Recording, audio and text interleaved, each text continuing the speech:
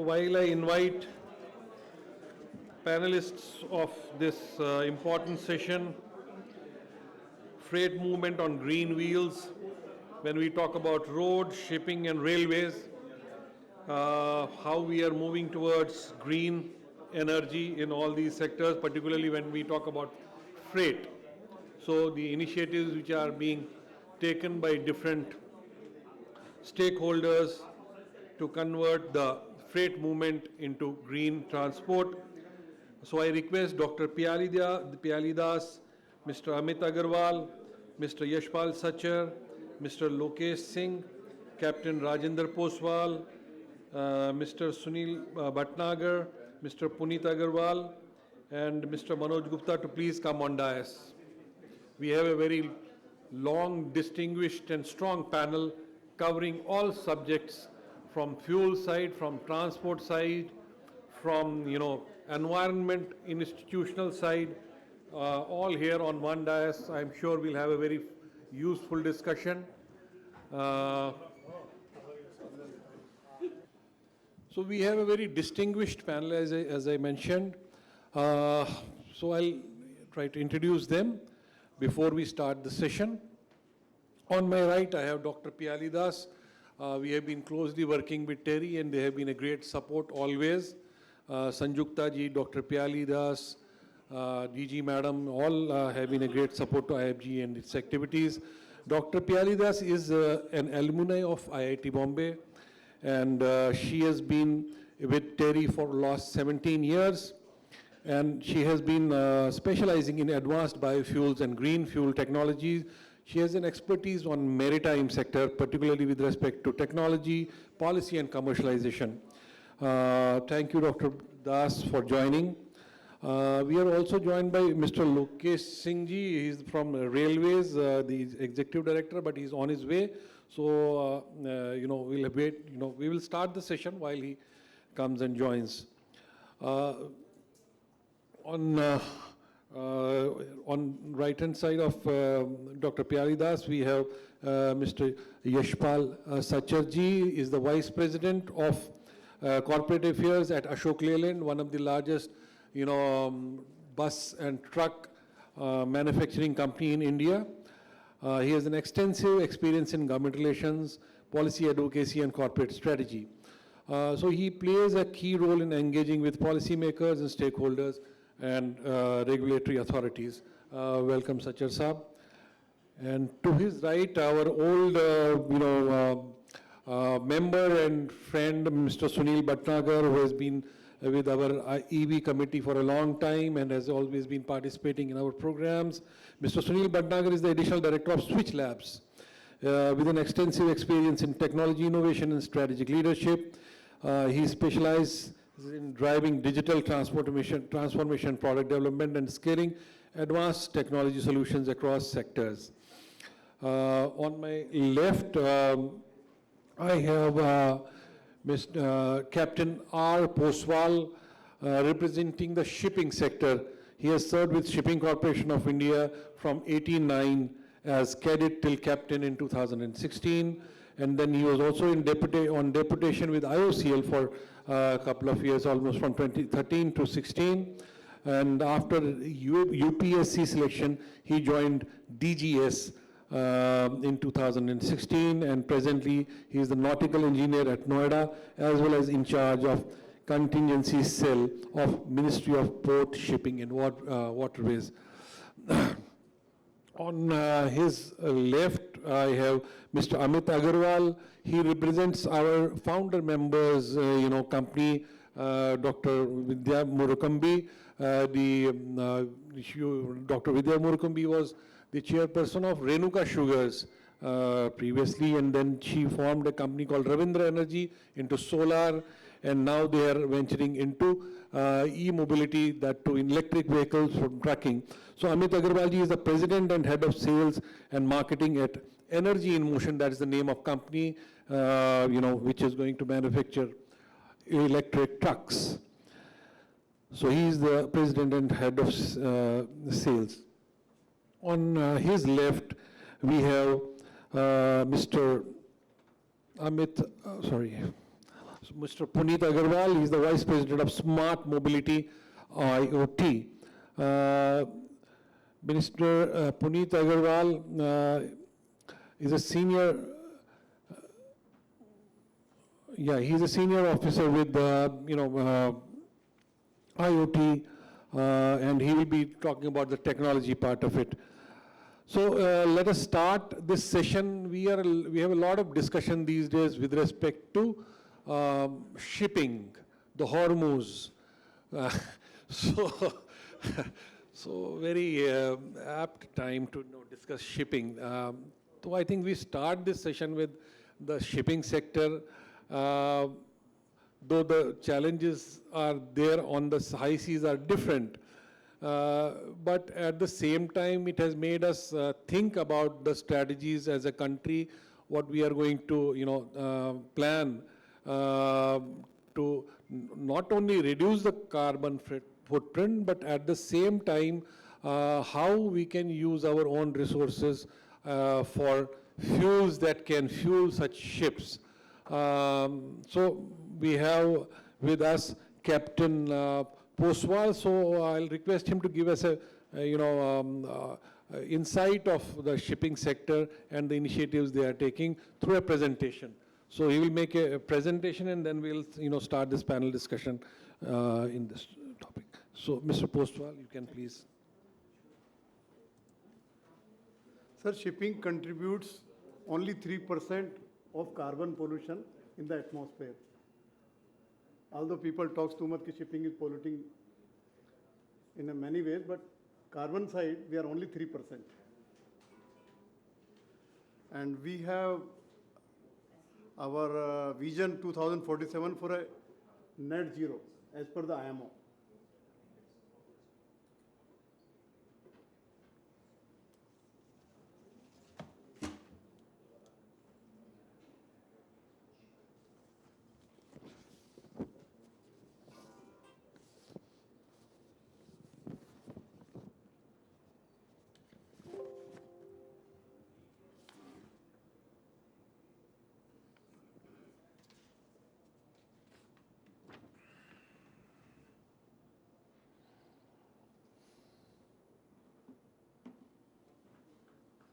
You want me to read the slides or can anybody see the slides? Yeah, you can maybe speak a bit on the content of the slides. Yeah.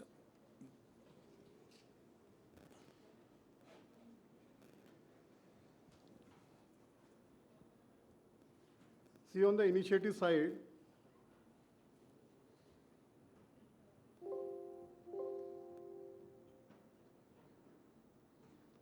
in the port, we have Haritsagar Green Port Guidelines issued by the Ministry of Port, Shipping and Waterways, where our target is to reduce the carbon emission by 30% by 2030 and ultimately by 2047 net zero goal for emission.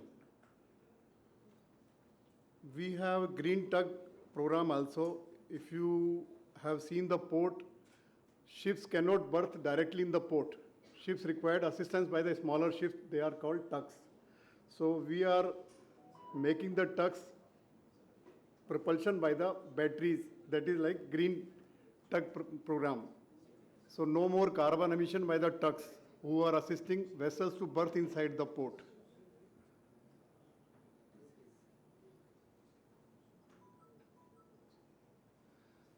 As far as bunker supply is also concerned, LNG bunker supplies are already started in the Cochin.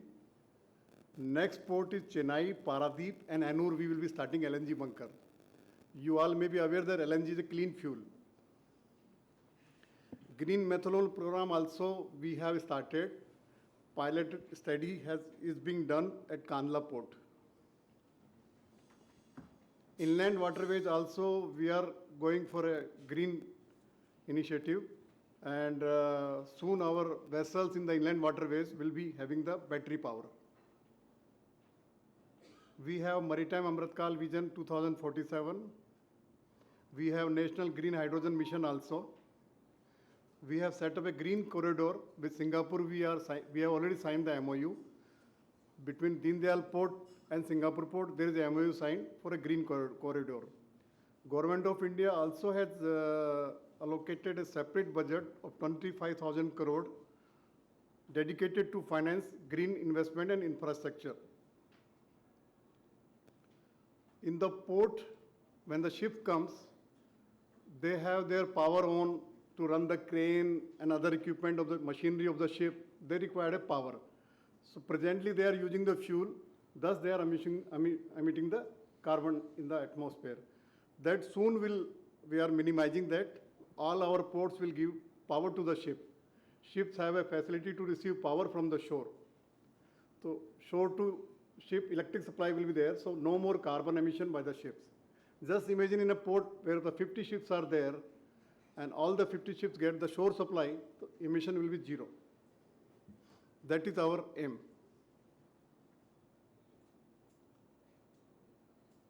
We are going for a national green ship certification framework also aligned with the EDI, EEXI, CII. I think EDI everybody is aware or anybody has some confusion. EDI is nothing, it is Energy Efficiency Design Index. And EEXI means energy efficiency for existing ships. Our target is 30% of Indian flag new build certified under the basic energy category between 2026 to 2030. IMO, International Maritime Organization, who is the governing body of the international shipping, setting a framework for international shipping, also has a net zero target by 2047. We are also signatory to that. Thank you, sir. This is a brief. Thank you. Thank you, Captain Poswal. See, we have been having a long, discussion, intense discussion since yesterday on different transport pathways and different fuels. There have been different opinions about which fuel we should use, which transport medium we should promote, and things like that. Somehow I think that came out even in that session when Sulajaji also spoke. I somehow feel that, as India, we need to pursue a pathway which is suitable for this country. For example, if we talk about Brazil, they have gone in automobiles, flex fuel they have promoted since 1970, and now their automobile strength of flex fuel vehicles is almost 94%. So they had that resource available with them, they pursued that pathway. China has gone big way in electric vehicles because they had that resource available with them, they had the technology to promote that, and they are heavily banking on the electric vehicle side. Indonesia, since last decade, they have moved towards biodiesel blending. They have got they have gone up to 40% blending. But unfortunately, in India, we are not looking at our own resources. In fact, Gadkari ji always mentions this when he speaks, that why should we why don't we encourage a farmer to use the fuel which he can himself generate in his farms for his own use, for his tractors, for his motorcycles, for his cars, which is available with him in the farm area. So so whatever resource we have available with in India, we should try to use that, and not follow only one pathway which probably can be very disastrous. So I think these are the points which have emerged since yesterday, and it's not only reducing the carbon footprint, it is also creating jobs for our own people. It is ultimately revitalizing our own economy. So with these aspects, I think we should look at in all sectors, whether it is automobile, whether it is railways, whether it's aviation, or even marine. TERI has an extensive, research on this subject, and they understand the kind of pollution this transport sector is making, and what kind of initiatives are being taken by stakeholders to move towards green. So my question to Dr. Piyali Das will be regarding the carbon footprint which transport sector generates, and how is it possible with the resources we have in India and the kind of policies we have in India, are we moving towards moving towards the right direction, and how we are going to deal with this in future from the environmental side of it? Yeah. Thank you, sir. And first of all, thank you for inviting me for this discussion. So, as we know that there are, in the morning also, there is a very rich discussion, especially from the aviation perspective, SAF fuel and all. There are the transport fuel we know now, the ethanol blending and all. Biodiesel is little more. Please come here. He's not coming, so you can come here. You can come Biodiesel has taken little more backseat with respect to the feedstock blending in the road transport.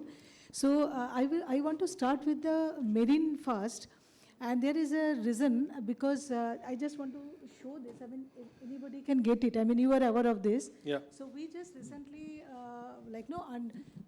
under the Ministry of Port, Shipping and Waterways, so we have become the Center of Excellence in TERI. So we are doing from all aspects of decarbonization, all the policy aspects and all aspects of shipping and port decarbonization. So one of the projects which I was leading, that was understanding what are those, very much what you said, that it is not that what others are doing, where India has the benefit, to align with our feedstock, with our policies and all.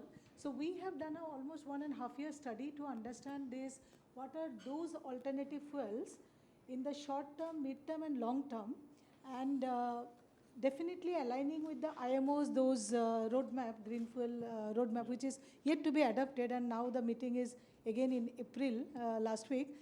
So we wanted to understand from 8 different perspectives. I'll just put forward those points, that what are those fuels for which India will, looking through the prism from India's benefit mostly, and definitely from the export and import perspective also, what are those fuels which will be best for Indian maritime, for adoption, for the decarbonization.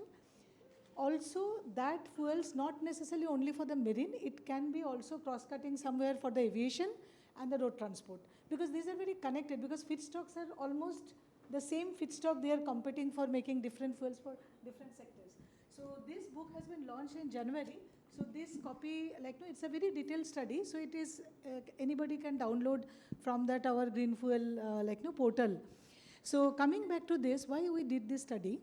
So I start with the marine first. As we know that though marine just, you just shown that it is only 3% of contributor. But more than 95% almost the trade happens internationally through marine only. So though it is less contributing, but most of the trade happens through this marine sector. And it has a huge scope for expansion, and India also has kept its own aspirations. So looking from that prism, so today we know that IMO already has, last year it was supposed to be adopted, accepted by globally in October, MEPC, that is Maritime Environment Protection Committee. So but unfortunately because of the US's play role and other things, so it got deferred. But today and tomorrow definitely it is going to be there, and even if it is not adopted globally, we are going for it. That's what I was coming as a part of the ministry only. So we are going for it, and many other similar minded, because we believe that it is very much necessary. So from that perspective, just giving a very small, because of the shortage of time. So if we look today, the marine sector, so it is, what is in the alternative fuels, I'm saying there are 8 alternative fuels which are being used, because majority is that all are those fossil fuels, but alternative fuels, the more than 76% is the LNG. After that, we are having LPG, LNG, and LPG and other fuels. But if we only look for this one, that one, and then methanol, ammonia, hydrogen, these are coming. So 76% is LNG, and if we look, that is in service. If we look what is the ships in order, so there we say that by 2032 or 33, it is going to be 76 to 67%. So LNG still will be so much major chunk among the alternative fuels. But the IMO's this net zero framework, it restricts from 2028, now it might be 29 or something. So 2028 onwards, very important parameters we call the GFI, that is the greenhouse fuel indicator. So that any fuel we put in the marine, so up to from 20, now onwards, 2028 or 29 onwards, up to 2035, we can only put which is having a GFI value of 19 gram CO2 equivalent per megajoule of energy. Very simply said, any fuel anybody can choose to put in their vessel. But for every megajoule of energy, it should not exceed the GHG emission more than 19 gram equivalent. So this suddenly came like a very big shocker because mostly it is the fossil fuel is used, more than 99%. And so from there, from 2028 to 29, using a fuel which is having 19 gram per CO2 equivalent per megajoule, and fossil fuel is around 90. So every fuel we are using for per megajoule 90, from there to coming to 19, and where are those fuels? So then that's what we have done the studies. What are those fuels? So we have come out of this that there is not a single fuel can be a silver bullet. There will be fuel and fuel mix options, which will work for not only India and many other countries. So definitely LNG is going to stay there because of all other parameters and all. That is one point, LNG. But second is, if we come, because India is taking a lead on the green hydrogen-based ecosystem. Then we saw what are those green hydrogen-based fuel, which is actually making inroad and has to be adapted as to comply this. Then we saw there are the methanol, hydrogen, and ammonia. So methanol today, with respect to only green hydrogen-based fuels, methanol today is around 3% in the international, which is more than 5,000 GT. If we see till 2032 and all, which is the on order, so there it will be 17%. So still 3 to 17%. But if we only look from the green hydrogen-based fuel, methanol today is adapted around 62%, and by 2032 it is 85%. So we can clearly see, and with all the global data we have used and all, so it is really is the fuel, for the future for the marine. Ammonia, today it is around, as I said, it is more than 1%, but it is going to around 7% or something. This also shows, but we all talk about the biodiesel, and we have shown for India, biodiesel is very important, especially for the coastal vessel. So it is going to be very, very important, and we can definitely increase our biodiesel production. But biodiesel production, if we see from that perspective, so it is coming, at this moment it is 8%, it is coming to 2%. So these are some of those indicators, but looking from India perspective, so India's most of the vessels are again the foreign flags. So we are very critically has seen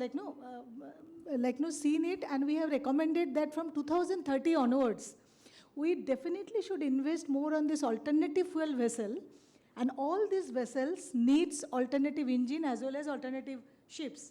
And India is nowhere in production of that at this moment. So this clearly set our target or our aspiration that we have to really put lot of efforts on this. But when we are putting our efforts on these alternative engines or alternative ships, and we have to have a lot of strategic collaboration, because alternative fuels, this MAN and this wind GD, which is again from China, and Cummins, they are mostly leading. So we can, the time we are developing our ecosystem for making those kind of engines or ship development, we can go ahead with the blending options to comply with this IMO's target, so that we don't give any penalty, but with our old ships also, we can have surplus. The solution is 30 or 40% kind of biodiesel blending, and at least 10% of ethanol and methanol blending. So ethanol, methanol, which is good, we can come later, once it is necessary, but that kind of alcohol blending where we don't need to change the engine. So up to 10% of this kind of alcohol blending don't need the change of our old engines. So that time we can focus more on this kind of fuel scaling up where India can really become the global leader. So that is, with that I will just stop. Thank you for your inputs, Dr. Piyali. So we got a perspective of what is happening with the policy space, or what kind of compliances, or different mechanisms we are following globally, and in India what we need to do.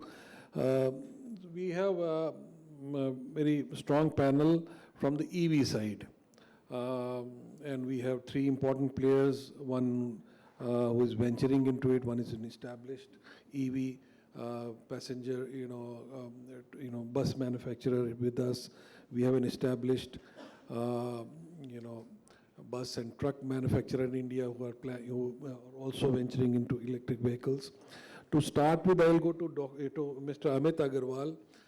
They are going to launch their already launched. Yeah, they have recently launched an electric truck. So I'm sure they have done a lot of due diligence. They have done the market study, and they might have done. Then only they have gone into this business. So I would like to ask him, where does this sector stand as of now, and what made you take this decision to get into this sector, and do you feel there is a growth in this sector possible in India in future, keeping in view the current scenario? So, thank you, Sanjay. Yeah. So, first of all, a very quick preamble to the background that we come from. And while as a layman, and including the esteemed audience, I just like to mention that we have been exposed to the EV as a phrase in terms of two-wheelers, three-wheelers, and four-wheelers quite a lot. Every society in the country today, every household, every mall would have an EV charger. My esteemed panelist would be venturing to that. But a very few would hazard a guess about whether EV transportation in heavy-duty trucking is a reality. And here we are talking about 55-ton trucks. And if you were to look at the battery of this one, it's like the size of a wall. And I will talk a lot about it. But why we got into this? And Mrs. Mukumbi is sitting here. She's been the founder of the forum that we are sitting at. And we came into the business about a couple of years ago. And Sanjay, you mentioned about to launch. Very pleased and proud to share that in the last 8 months, while the figures would be out in the public domain through the Vahan portal, that EIM today has sold the highest number of heavy vehicles in 55-ton category in the year gone by. So that's the kind of a quick introduction. Why we are there? In India, the total fleet, all the transportation segments, two-wheeler, three-wheeler, four-wheelers, of that, the heavy-duty trucking, medium and heavy-duty trucks, they form just 3% of the population. But any guesses, how much is the contribution to total emission, CO2 emission in the country? This 3% total size of the fleet on the Indian roads contribute to 1/3 or 35% of the entire CO2 emission in India. Now that's 11 times. That's the irony, and nobody looked at it. We look at, suppose a car, today EV car and their players. We have a lot of information about it, but at best, still it's a lifestyle product. I don't think any of the EV owner here in the hall would be looking at his lifetime kind of a thing, 10 years, regardless of the guarantees that they give, that I'm going to make so much money. Because that's not the way an individual car owner thinks that way. Car is still in India a lifestyle product. Here in trucking, beside the green, is all about ROI. And that's something I was listening to some of the esteemed panelists in the previous session, that EV doesn't make sense economically. And that's the biggest myth I'm going to bust just now. EV is green, and no one in the country is going to pay a premium for that. And I'm going to talk about a lot of marquee customers. We have engaged with entire cement industry, entire steel industry. And just to give a background, I come from a heavy steel and cement background. I worked for 28 years in the leadership team in Tata Steel, and the preceding 6 years in the cement industry with Ambuja and ACC and Holcim, and then which was taken over by Adani Group later. And for the last 1 year, I am now navigating the journey in EV. So today, when we talk about EV, the EV heavy duty trucking, I'm talking 55 ton in which has been dominated by my, we have people from Ashok, Leyland and Tata Motors. And so that's the space we're talking about. It's, no one is going to pay a penny more compared to diesel freights in the country today. And we are already realizing it. Earlier when we came, they said, okay, at par with diesel, we were talking about the jet fuel in the morning, aviation fuel in the morning, and we were talking about conventional fuel, turbo fuel, 1.3, 1.4x. That means it's already a given fact that when you're talking about sustainability, it's going to come at a premium. But I think a country like India can't afford sustainability at a premium. We have to look at sustainability possibly at par or at a discount with the conventional fossil fuel. And that's where what we bring to the table. So here, today, the one thing is that we are economical than diesel freight. I'll give you, before we do that, a very quick example in a layman's language, what we call as a total cost of ownership, TCO. When you buy a car or a two-wheeler or a truck, and especially a truck because it's all about the cargo movement. Say a truck, and I will try to simplify it even for somebody who is not associated with the transportation fleet or the cargo movement. Typically in a truck, and my esteemed panelists would vouch for it, a liter of a diesel that would give an efficiency of 3 kilometers. Say, for example, 3 kilometers, so, and not discounting the forthcoming fuel increase, which we all know, the diesel should be crossing $100 very soon. And so I'm talking about 3 kilometers, that means you have at 90 to 95 rupees a diesel, a liter, and at 3 kilometers per liter, you're talking about $30 of diesel per kilometer. And add to that the DEF and the urea, you're talking about 34 to 35 rupees of conventional diesel fuel per kilometer of running. Make sense? What do you think EV heavy duty truck cost would compare to the figure I just mentioned? Any guesses? If I'm talking about 34, 35, 36 rupees of diesel freight running, how much would an EV cost? Because that's something, a first concern of any prospective migrator to EV, he would feel reassured. And that would not be more than 22, 23, 24, 25 rupees, which is almost, if I would say 24 versus 36, we are talking about almost 50% more of operating running cost. How does it happen? Very simple. If we say any movement, typical, if somebody is moving, say, 300 kilometers a day, which I'll talk about the EV kind of cables that today we have. We have the OEMs, we have energy in motion. The efficiency of the driver, that also goes up. And Gadkari Saab, the entire network that he has created in the country. And I come from Dehradun, and I take so much pride when this expressway was inaugurated. From my home in Noida to my home in Dehradun, I've clocked it personally in the last 1 month before the inauguration. It takes 2.5 hours. Now with that kind of comfort, 300 to 400 kilometers of running a day on Indian roads by cargo transporter is a common deal. So here we are talking about almost say 9 to 10,000 kilometers a month of cargo movement of any normal trucking. And if you're saving even 10 to 12 bucks a kilometer, what we are talking about? We're talking about a lakh of rupees saving in just in operating cost. Sanjay sir, does it make sense? Simple mathematics. Why did I mention this? Because we said EV महंगा hai. That's the first thing, whether we talk about the cars or whether we talk about the trucks. Now, this is something that I just want to bust another myth. महंगा है. How much does, sir आप अशोक लीलैंड से हैं, टाटा से, हमारा जो diesel का गाड़ी 55 टन का होता है, that's about 35 lakhs. Agreed? 34-35 lakh की होती है. How much does a EV heavy duty truck, 55 tonners? And there's a platform we can actually do that interaction. In your opinion, how much does it cost? Sir, any guesses? एक EV का heavy duty truck होता है, उसकी कीमत लागत कितनी होती है लगभग? कोई भी प्लेयर हो.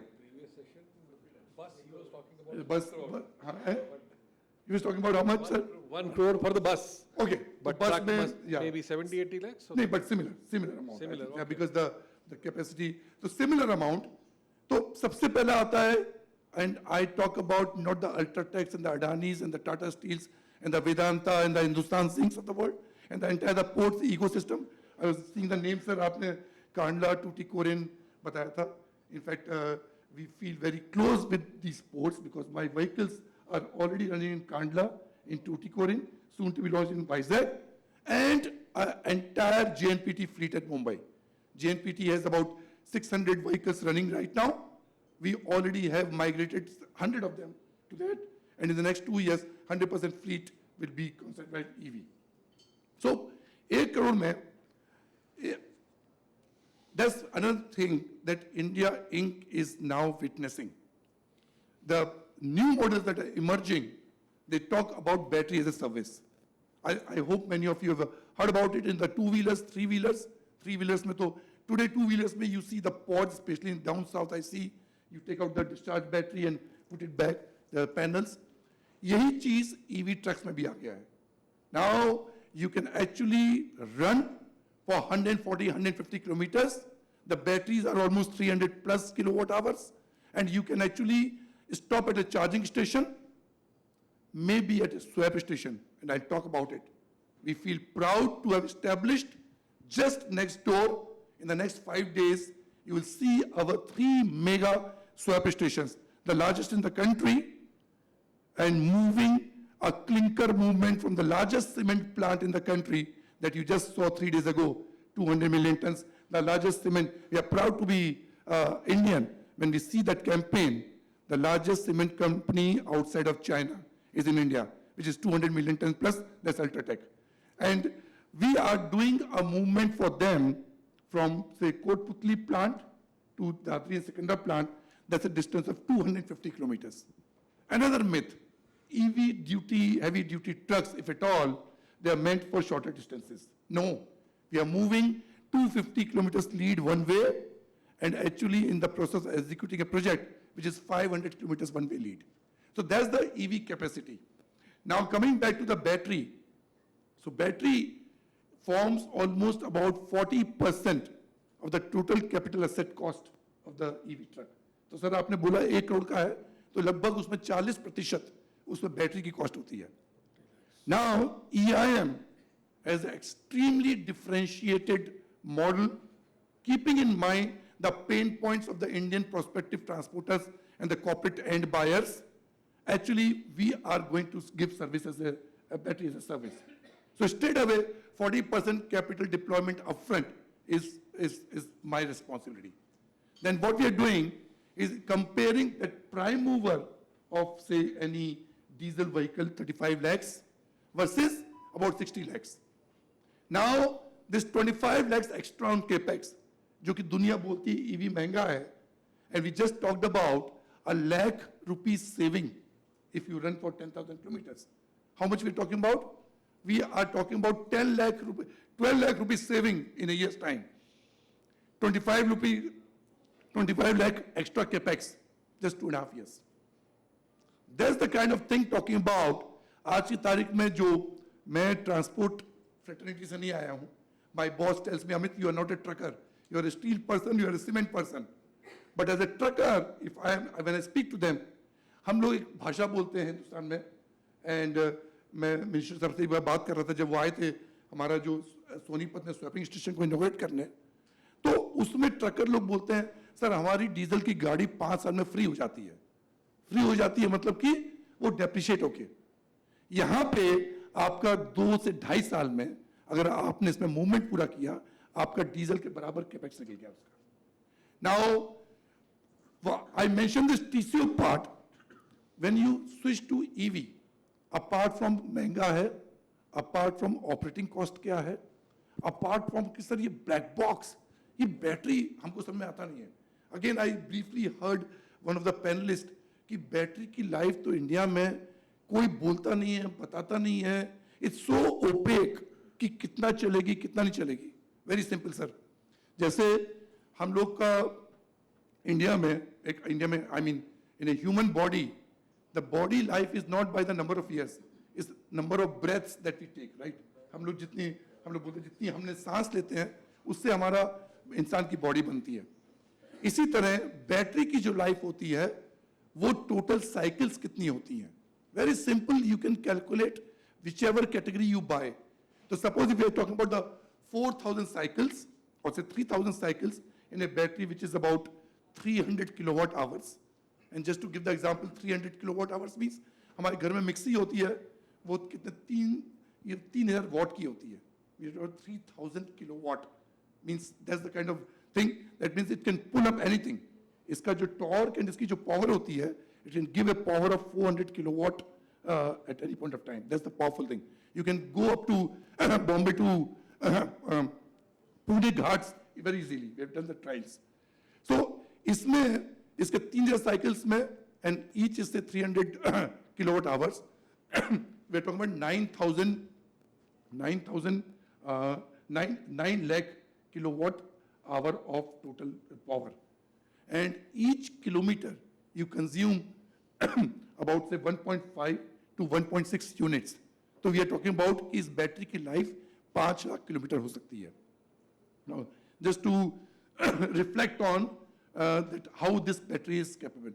तो battery की समस्या both in terms of capex as well as in terms of कि उसकी charging कैसे होगी, उसका maintenance कैसे करने का है. That as EIM as a service, battery service, we are providing. So these two things are the key concerns of anybody who has the aspiration to go green, and hence this is the answer. Third part, charging infra का क्या होगा? We have seen a lot of charging infra, we have seen a lot of many names that are coming out, and we have 50-60 kilowatt hour charging back in the society in the backyard. But 250-300 kilowatt के chargers नहीं होते हैं. And that's where we add value. We are EIM as an OEM who is also into setting up the charging infra of swapping nature kinds. And that's where we are saying कि, and these swapping stations, I know, sir, if you permit towards the end, I would like to show a video. Nawab, अगर वो last में video, कि swapping कैसे होती है.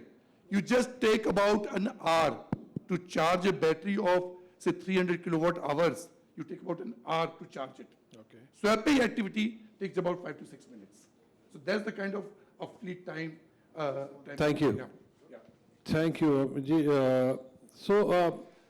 I think he has made a case that it is viable and it is business case viable for the truck operators and even for vehicle manufacturers. We have Mr. Sunil Bhatnagar, Additional Director, SwitchLabs.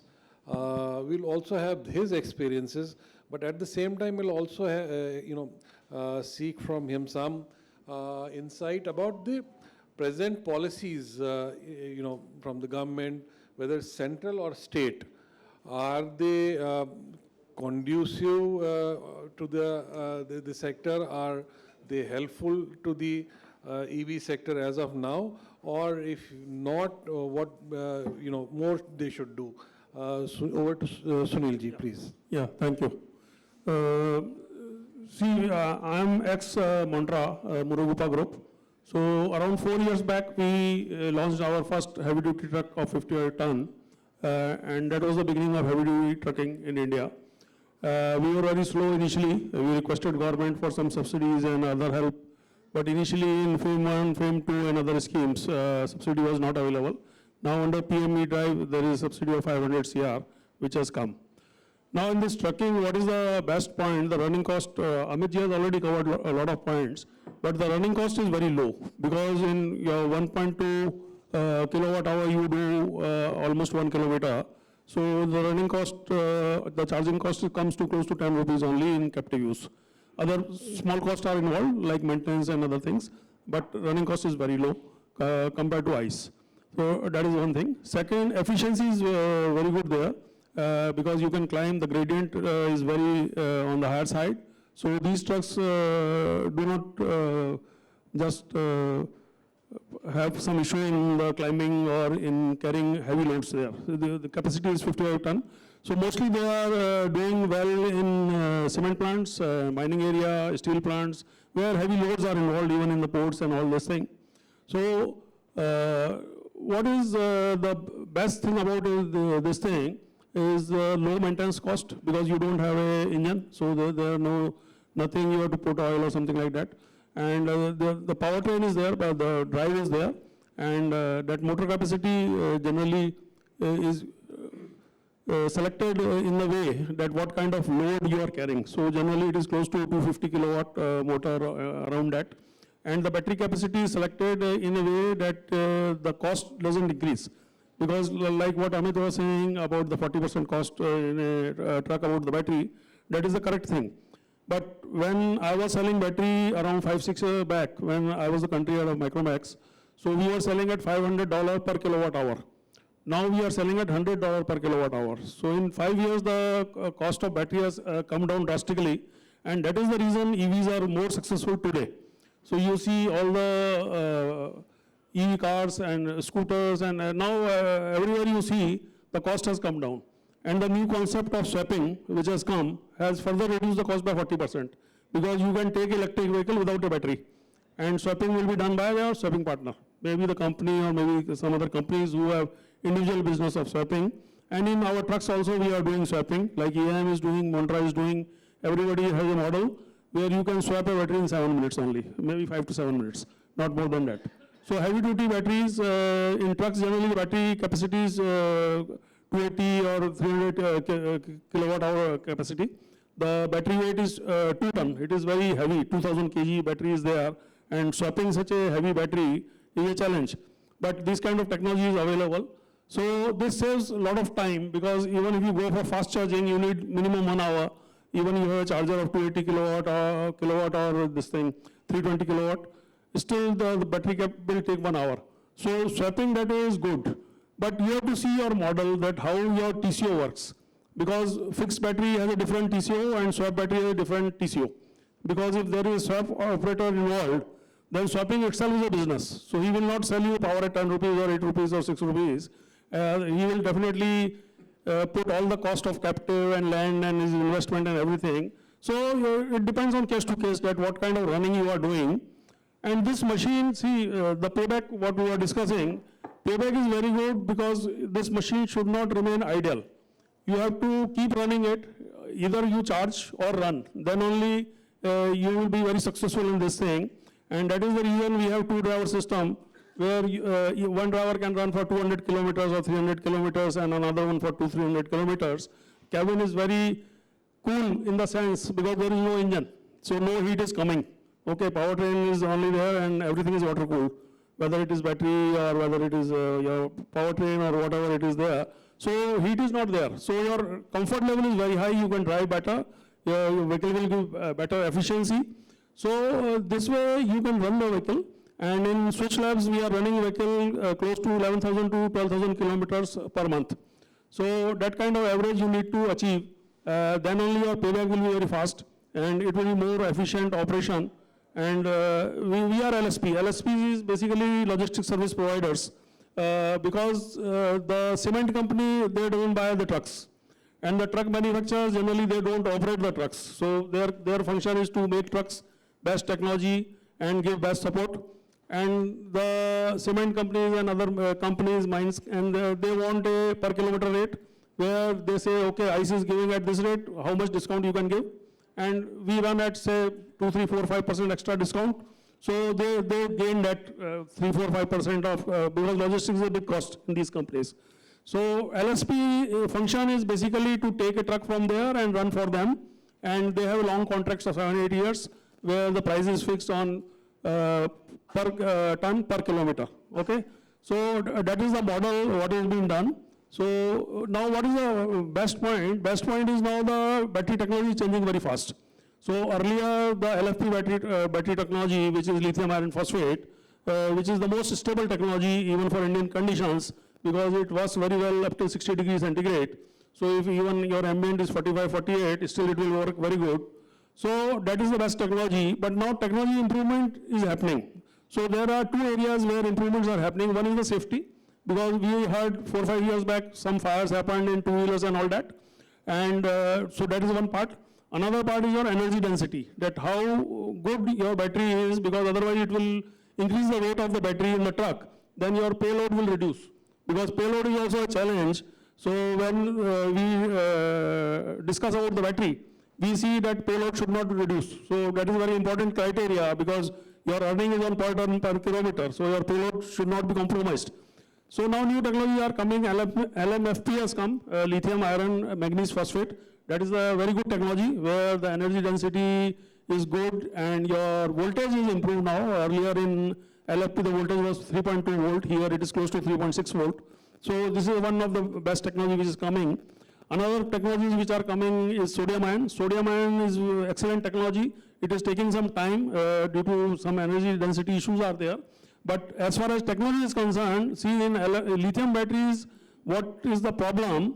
That you, when transport them, the minimum SOC is 30%, the state of charge. But in sodium, that criteria is not there. So it is less dangerous, you can even transport at 0 degree. So that is the plus point. Then your anode and cathode, in lithium batteries, you use copper and aluminum. In sodium, it is only aluminum, so cost cutting is also there. And the biggest plus point is about the critical minerals, because you are not using any critical mineral.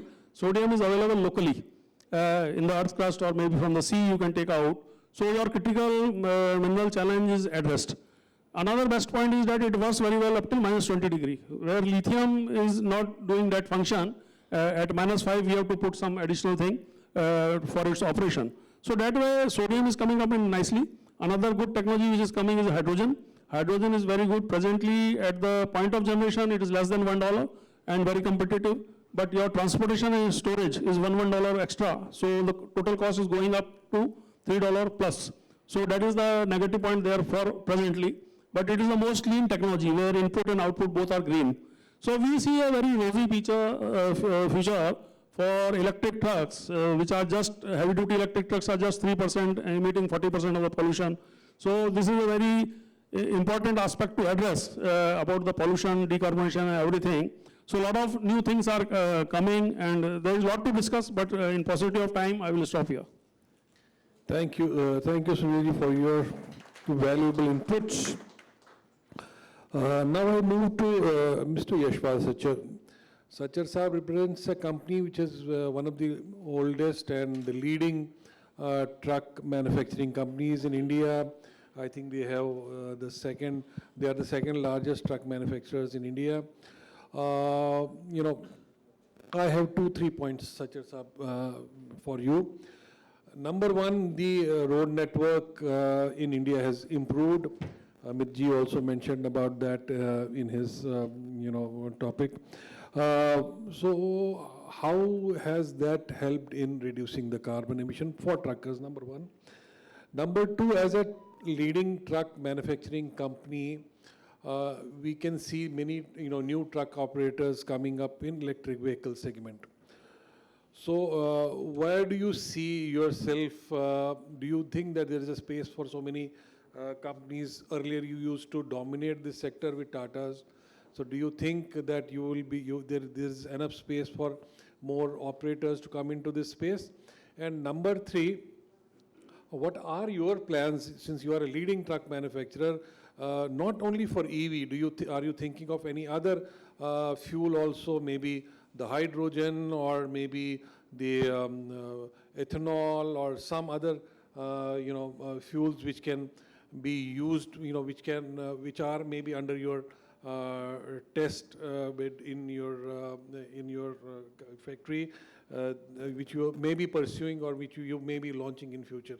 Over to Sachar Saab. Thank you, Mr. Ganju, and thank you for inviting me in this IFG forum. Since there are three questions, I will start with the first one. Yesterday, there was a meeting called by Secretary Mott, and some of the members who are here, I can see at least one, we were there. The discussion was, and this was the first of its kind discussion, that now we do have expressways, high-speed corridors. So has it really helped movement of freight? And how are we compared with the global best? For example, China or US. So this was the kind of discussion, deliberation. So discussion was not on cost, but on efficiency part of it. And it was interesting. There were operators, best of best, like Blue Dart, Delivery, government officials, and industry.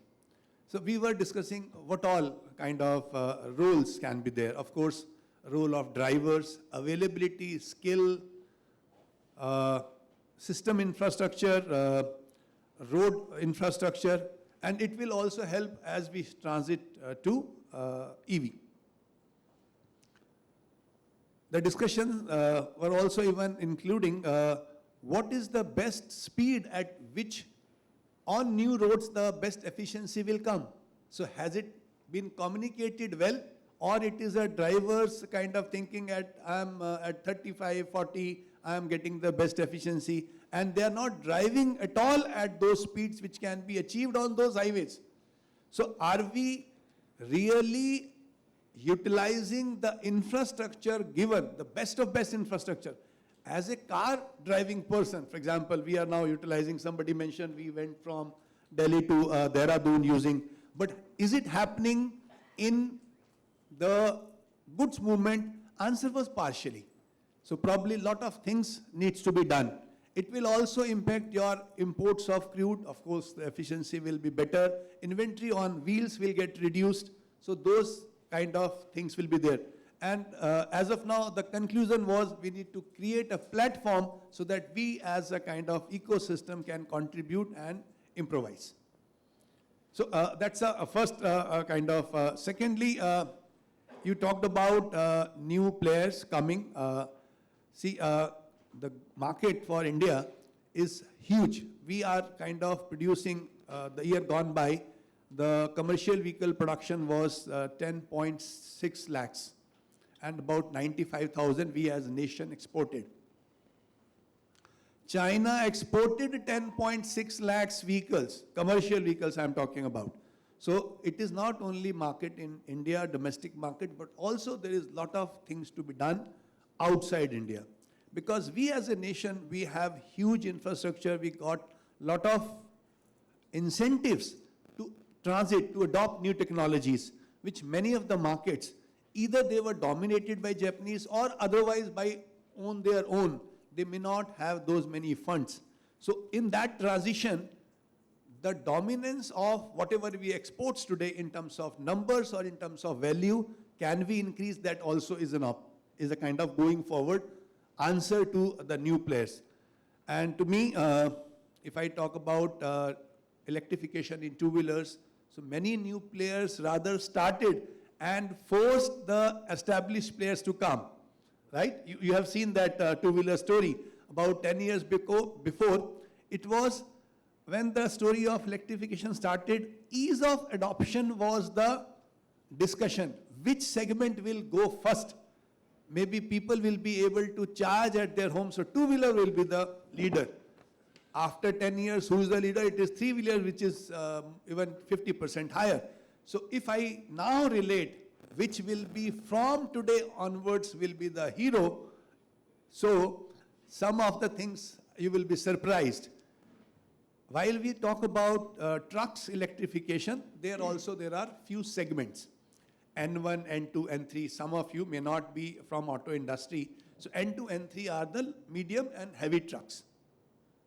I will just take 1 minute to show you, to share with you the story of the light commercial vehicles. Just 2 years before they started getting electrified. The year gone by, or the year before if I say, the electrification in N1 category below 3.5 ton was just 0.3%. 0.3%, if I say this is March 2025 and March 2026, for category below 1 ton, it is above 5%. For 2 to 3.5 ton GVW category, it is 1.3, 1.4. To me, the exponential growth, what is happening in N1 category, 5 years later, you will see a new hero emerging. Of course, this will get supported with state, central, or soft mandates. Like Delhi is talking about soft mandates. From this November, they may be there. We also have presence in N2, N3. If trucks, energy in motion sold number 1, Vahan registration. Vahan registration for buses, the number 1 was Switch Mobility in India. We only exported some buses, something 100 to Mauritius. So we are not only considering India as a market, because we are, as of now, having 38% market share for buses. In buses, Ashok Leyland is higher market share than even number 1 Tata. So we have to maintain going forward with this transition, and not only in India but overseas. You will be surprised, in India, the bus and truck segment, if I say you numbers, something 85% are trucks and 15% are buses. But when we export, it is 63% is kind of buses and rest is trucks. So we have to, while this transition happens, we also have to have our dominance getting further fortified. Then that we took advantage of this dominance. So that's the kind of work we are working with. And the ports definition, what I saw just before, one more request will be there. Of course, the ports also have now electric trucks, but you should also have some targets for electrification, because this is a closed loop and one of the easy adoption kind of thing. The third question was on various technologies. Here I would like to appreciate IFG, because there are many seminars, many forums happening. But if the end objective is green, there are methods. Method can be electric, method can be hydrogen, it can be methanol, it can be ethanol, and this forum promotes all. That's the kind of, probably they need one clap from your side, because they are not only taking some method as the objective. So otherwise it becomes, method becomes the objective, and you lose. So now this time you heard one good sentence which is being talked about, 3% of trucks contributing 40%. So we have become conscious, and it is environment impact based discussions are being conducted. It should not so happen that after 5 years we found that of course we achieved 30% electrification in two-wheelers cars, but Delhi ki hawa to saaf nahi hui. So again these discussions will be happening here. So now probably we all have realized that it is not only the electrification, we have to see it from impact viewpoint, and then trucks, buses are getting momentum, they are getting priority, getting electrified. So each state policies includes those kind of incentives, and they are kind of focusing. So with states also, maybe now Delhi state EV policy is open, but states also needs to revise their policies, and it took roughly 7-8 years to first time establish. So how much time it will take for revision, that can also be a discussion point going forward. Thank you so very much. No, my point, one point I think which you have not answered was, are you pursuing other fuels also? Okay. Biofuels? Of course, yes. We were the leaders in Bangalore. Our 100% methanol buses were inaugurated by Gadkari himself. We have already have vehicles with 15% methanol. Our hydrogen vehicles are ready. They have undergone already the extensive testing. Only thing is, if the fuel, hydrogen as a fuel is available tomorrow, you will have hydrogen vehicles running. And I believe some trial is going to start soon from Delhi, Agra for hydrogen buses. So we as OEMs, we are ready, and we have displayed them in our auto expos. Maybe next time in February again, the next one is coming, we will showcase them again. So we as a kind of, we believe that all technologies who are contributing to the end goal should be promoted. We are a large nation. It should not so happen that we follow one and miss out on others. Thank you. Sachar sir, just adding to your question, 5% 5 megawatt plant agreement we have already signed for Kandla port. Other ports also we are doing it. Thank you so much. Yes, we can have more such discussions so that, ports are kind of one good example. And thanks for sharing that information with us. Thank you, Sachar sir. See, all this needs robust, charging infrastructure. There are lots of initiatives taking place in this space. My question will be to Mr. Manoj Gupta ji, who is one of the leading electric vehicle companies in India. We see their buses in Delhi, so they have a lot of experience with respect to passenger segment, but in the charging infrastructure also they are doing well.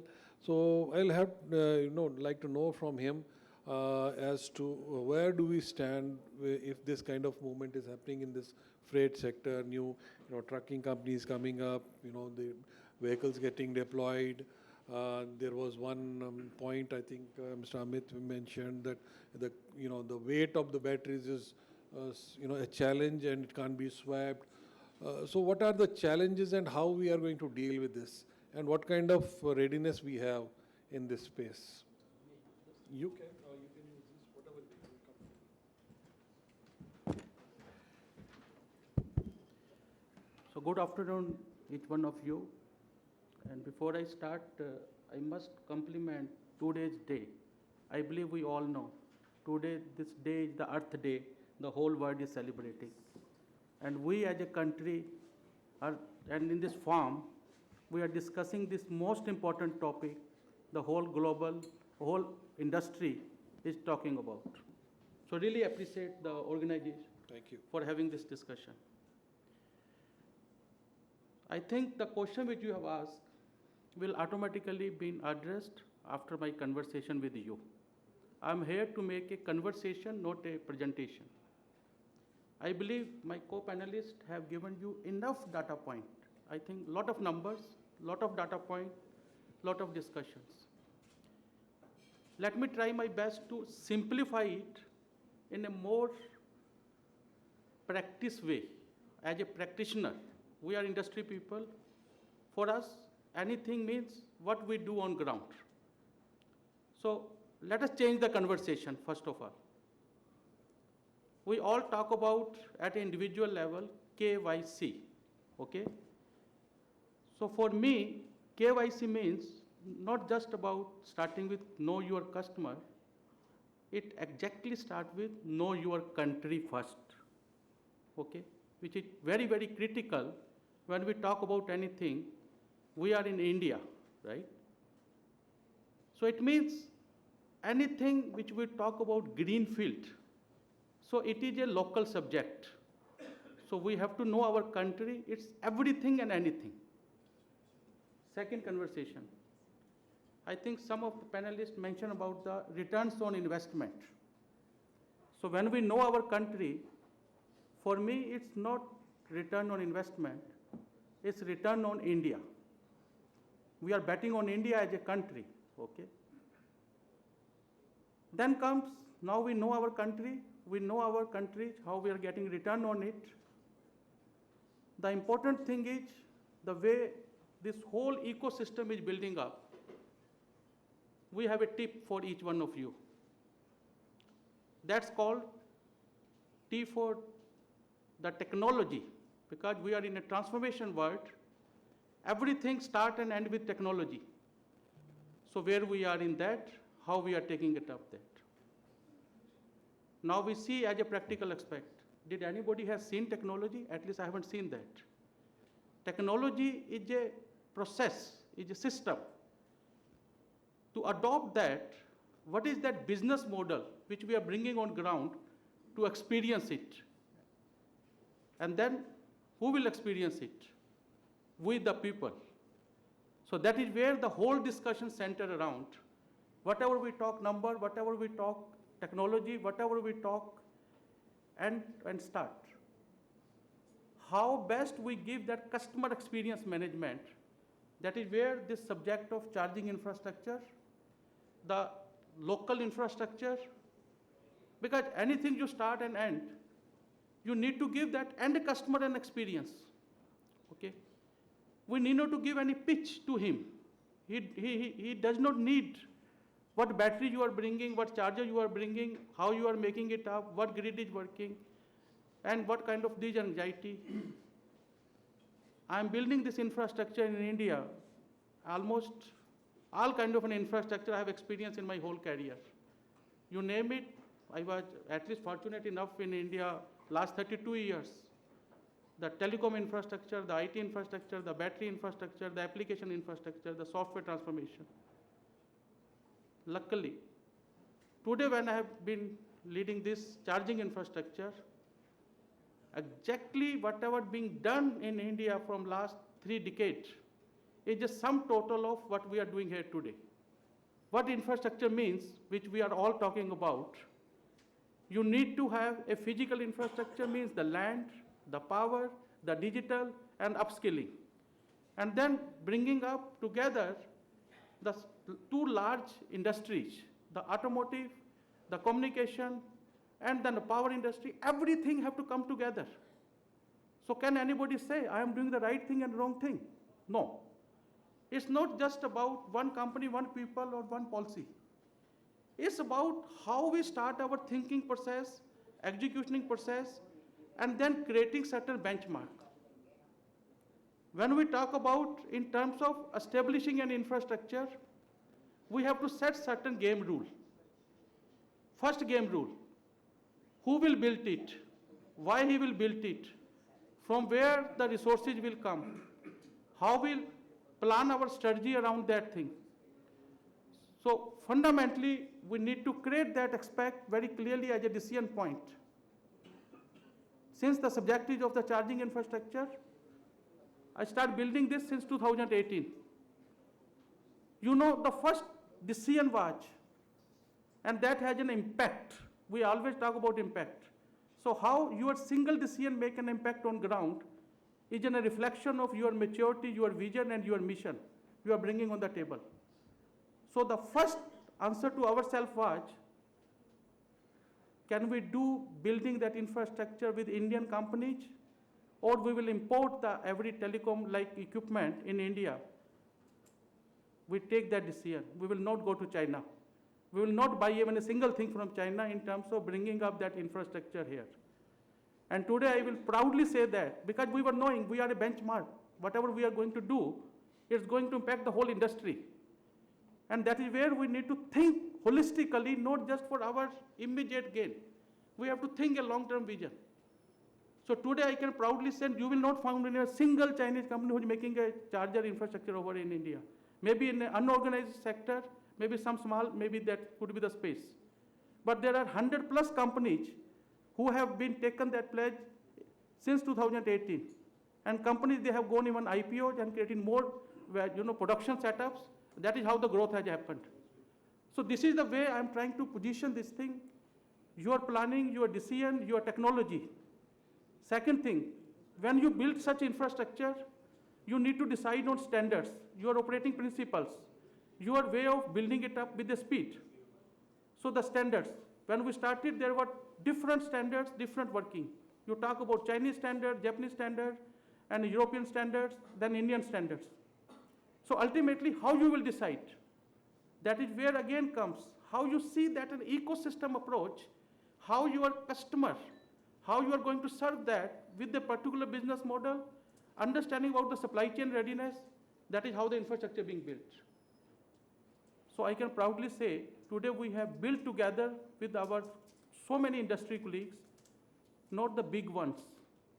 You need to work very hard. When you say, I am taking this year, we work with the entry-level startups. You need to give them that strength in terms of co-creating with you, collaborating with you, in terms of building up what you need. So I must compliment our, youth and the startup ecosystem and the people who have that confidence. They are not the big one when they started, but they have that commitment, they have that passion and excitement. Yes, we want to do this. And that is how today I can now use some numbers.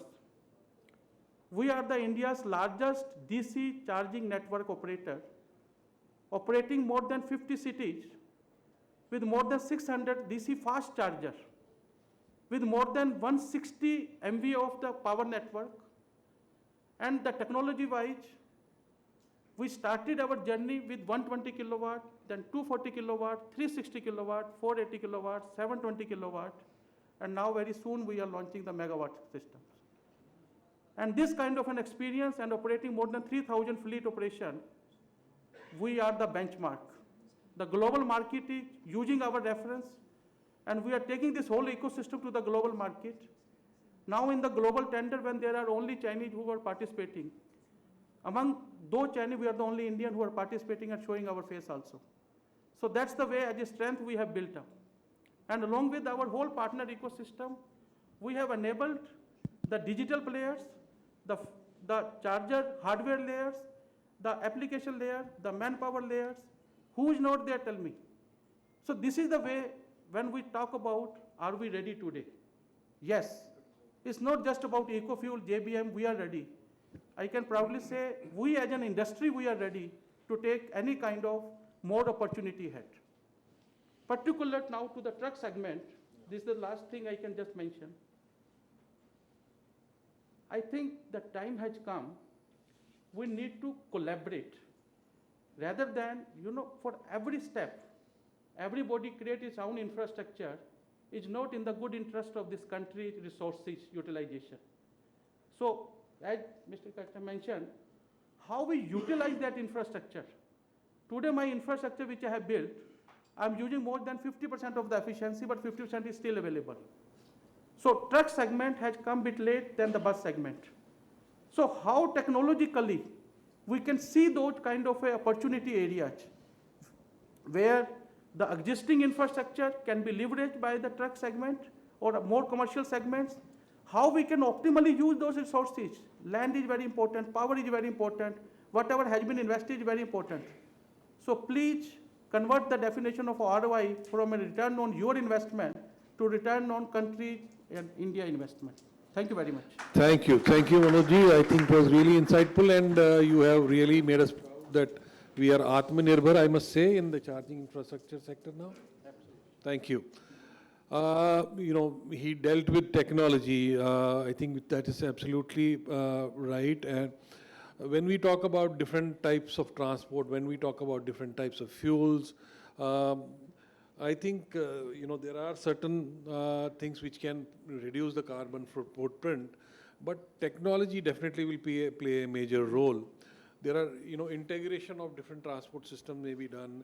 There are, processes which have to be, streamlined. In all these sectors, the technology has a role to play. We have with us Puneet, Puneet Aggarwal. I think I would like to hear from you as to what, kind of, help we can get from technologies, and what kind of development is happening in this space, if you are aware about, and how that is going to benefit, all modes of transport in reducing the carbon footprint. Thank you, Sanjay ji, and thank you IFG. Thank you to all the panelists as well. First of all, I think it was initially short of period. So I'm Puneet Aggarwal. I'm from Geo Platforms Limited, Reliance Geo, and we are a niche team within this larger organization, specifically working on connected intelligence for transportation segment. So there's a dedicated work which is happening across the segment, whether it's existing fleet on existing fuel, EVs, as well as the other kind of fuel, whether hydrogen, blended fuel, and everything, etc. But it's larger from the digital connected intelligence perspective. I thought that, that where I come from and why my conversation will be linked also from that perspective. Picking from what yesterday the August Minister of MOD said, actually, that the main aim around transportation is only three things, which is safe, sustainable, and smart. So we come primarily from the smarter side. I'm not saying that we are smart or I'm smart, but the smarter means that it's digitally connected smart so that it fuels the safe and sustainable part of it actually, right? And across the fuel, whether it is ethanol blending, whether it is methanol blending, whether it is hydrogen, or whether it is electric vehicle, one thing which I'm hearing as a common theme across the board since yesterday is that everybody is talking about only three things actually primarily. One is your operational intelligence, second is your economic intelligence, and third is your carbon intelligence actually, right? So operational intelligence is that you have vehicles running available all the time and they are running at the maximum efficiency. So you have to bring more and more operational efficiency, which is your people, process, and assets. Second is your economic intelligence, whether it makes sense, it's economically viable to actually run something on a blended fuel versus hydrogen versus EV actually. So does it make sense? And a lot of words which we're using today is TCO, which is we're doing calculation theoretically today sitting for next 10 years actually, right? Whether it will make sense as a TCO. And third is the carbon intelligence in terms of what is actually the CO2 emission footprint as of today and how are we reducing it tomorrow. That's happening. Now, fundamentally, all of these things will only make sense if all of these things are digitally as an information, as a connected information is available to us actually. I'll take an example because a lot of discussion today specifically was on EV. Today there are three things happening and I think Mr. Gupta touched base on that because they've been running it for quite some time, so I'm sure he's experienced, but still a lot of industry. There are three components when it comes to EV and any other kind of fuel as well. One is your OEMs who are building electric vehicles or any other vehicles. There is a charging infrastructure, and then there is your power, which is there. Now, all of these three things primarily operates in very much silos, right? And people talk about chicken, egg, and all those problems that this will happen, that will happen. But unfortunately, the information shared between them is comparatively very, very, very less actually. So I think what we recommend and what is needed of the industry, and my request to all the industry bodies and government bodies is that the systems have to be digitally native. As a part of people, I think we are all digitally native now. I'm not sure how many people does not have a phone here, right? We're all digitally connected. I'm sure all of us would have looked at their phone in last 2 hours once at least. So it has to be digitally native in terms of all the research we are doing today. The difference between previous fuel systems which were there, diesel and petrol, have been working for years, like decades of years actually. We have a knowledge. Do we really know electric vehicles today, sitting today, how will it perform after 5 years? I don't have an idea, right? I honestly, because how the battery will perform, whether LFP, whether sodium, whether lithium ion, I have no idea actually, right? And I'm sure we have a calculation, we have modeling done in MATLabs and all of these things done today, but we really don't know. So I need to start capturing that information today. Know your country. Also, we are countries of countries, right? The way vehicle operate and the operation of LSP operations in Kashmir versus Kanyakumari versus Bombay, where it is raining heavily, to northern India where we're seeing heat waves now, it's very different actually. So my TCOs and my economic intelligence will completely go for a toss if I'm not digitally native today, if I'm not understanding how my vehicles are performing, how my power is performing, how my infrastructure is performing today actually.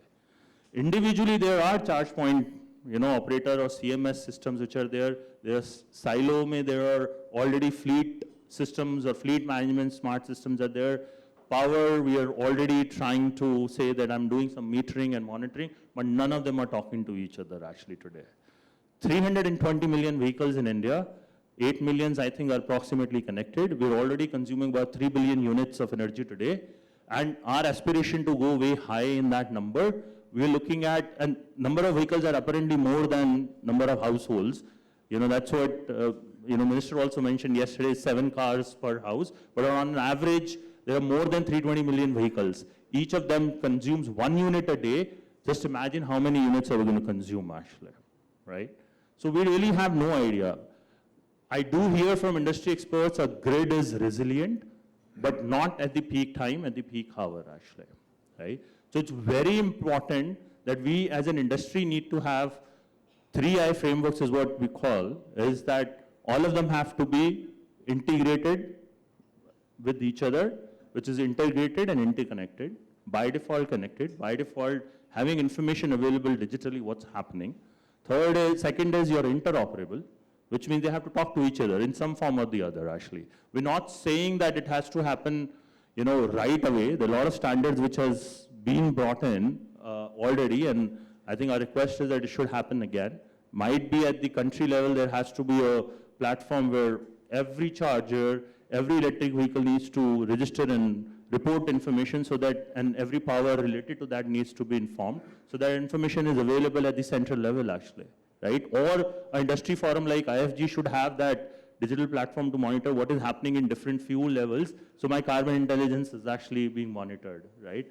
Very, very, very important, and it's least talked about unfortunately, but I think that's very important from overall industry perspective that we need that today. And to really do it, and third part of 3Is is actually intelligence. So intelligence will automatically come once you have this data.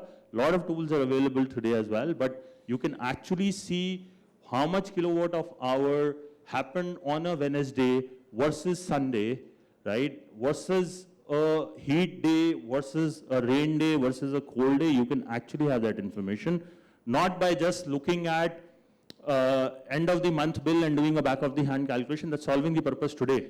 But that will not solve the purpose tomorrow for us actually. Because even a 1 hour downtime can cause a disruption. All my public people who want to travel in the buses, or my logistics product where we Indians are used to 10-minute delivery, I've not seen that happening in US, I spent some time there, but it still doesn't happen actually today. So it's very important that we have to look at all of those aspects. We have done some work on this, specifically on EV side. We built some platform where it is unified experiences platform, where any kind of assets which is connected, integrated can be sent as an information, and we normalize and put it together, both from charging electric vehicle or any other kind of vehicle, etc., and has a layer on top which is a unified layer which can be brought in and actually bring all of these three intelligences, which is both from operations perspective, that you know exactly how you are running operation. And operation does not mean highest utilization. Operation also means the safe utilization, because if my driver is going to continuously drive, then I'm sure there's going to be accidents actually. So there are a lot of initiatives around that as well. So it brings in all of those capabilities which is happening, whether night driving, continuous driving, all of those things. But apart from that, also the economic intelligence, that how my vehicle is performing in this month per unit basis on a particular type of fuel, which is either your petrol, diesel, or EV, or hydrogen as well. So we've done work on hydrogen too, actually, to understand how these digital twin of the hydrogen works.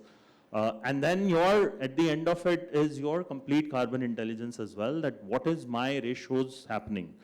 The lot of EVs are still powered from grid as well. So what is my renewable adjustments which is happening today, that power sources are coming, whether it is happening via open access, I'm taking it from some other plants which are somewhere else, or do I have some stations which are planned today, along with some battery energy storage systems which are there. So I think all of those things have to come together as an information and be there. So I think that's it. I wanted to bring a very different perspective, and our request, I'm sure there are initiatives which are happening, but our request is that it should be taken by default, and we can really leapfrog as in India, because we are a digitally native country, right? I mean, as compared to any other countries, we really have access to all the digital prowess with us in all the people, process, and assets actually. So that's my request. That's my case. Thank you, Puneet. Yes, data is the key, and then the intelligence, and then you need to process it and plan your things and, develop technologies, and then probably we can, streamline certain things. Thank you for your valuable inputs. We are already through with this timing of the session that was allotted to us, but we'll just take 5-10 minutes more, just in case we have some questions. Yeah. Okay, we'll start with this gentleman. Yeah, you can give it. Please ask a question and address it to the. I'll make a remark and then the question. Yeah. This is Sensei Raj, founder of Visioneer 2032. I'm a former supply chain logistics company in the US, the fastest grown as well. I used to operate about 1,500 operators on an owner-operator model. So I do have a little bit of a background when it comes to logistics. What I find is only two people addressed it, Manoj and Puneet, on an ecosystem approach, which is what is needed in the country, as to how we are doing it piecemeal by piecemeal in the ministry's approach, where I've contributed in the past as well to expand the OEM manufacturers and also exports from India to overseas. Having said that, when we are talking about the mandate of 2070, which drives with the underlying driver for all of our EV policies and where to go green, does it solve our economic intelligence, which, Puneet, you addressed this? Is it beneficial? How beneficial? By what timelines? Technology, of course, everybody's in it. In fact, we are also playing in it. We are setting up SAF plants as we speak in the country with the off-take agreements in place with the airline majors. But are we moving towards hydrogen plus all of those aspects? Somebody mentioned armed forces as well, that you are catering to it. I'm one of those who is contributing to the SMR in the country. So where do we have an integrated approach? Or if we don't have a national freight grid itself that we could put together, which we are working on a blueprint for it, if it's not, can we put together as early as possible? Thank you.